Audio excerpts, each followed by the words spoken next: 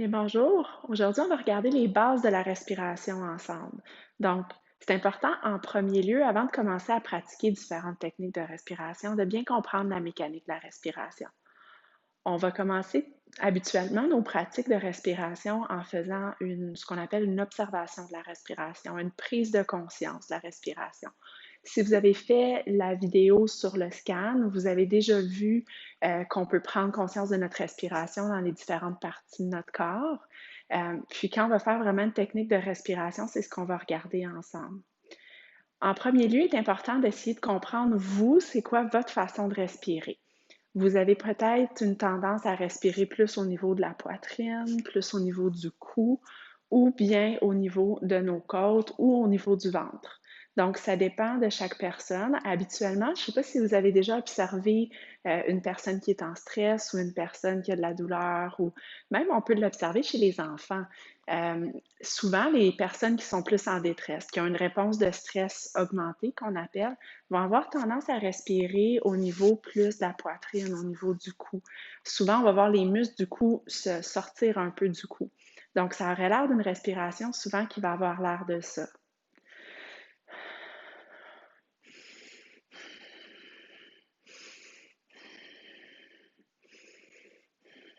Donc, on verrait ici du mouvement au niveau du cou, au niveau de la poitrine, au niveau des épaules aussi. Plus de mouvement vraiment dans la partie supérieure du thorax. De côté, on pourrait voir quelqu'un qui respirait vraiment plus au niveau de la poitrine en avant. Donc, on pourrait observer quelqu'un qui va respirer comme ça.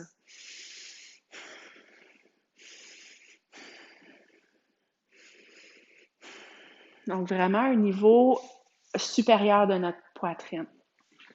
Souvent, on entend dire qu'il faut respirer du ventre, il faut descendre la respiration vers les côtes, vers le ventre.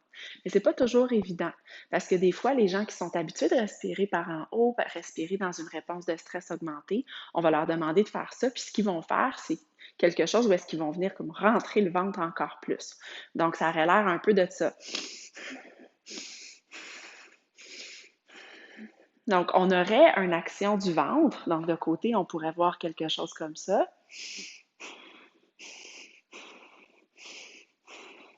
Mais encore là, on n'aurait pas de mouvement du diaphragme. On aurait vraiment seulement un mouvement au niveau de la cage thoracique.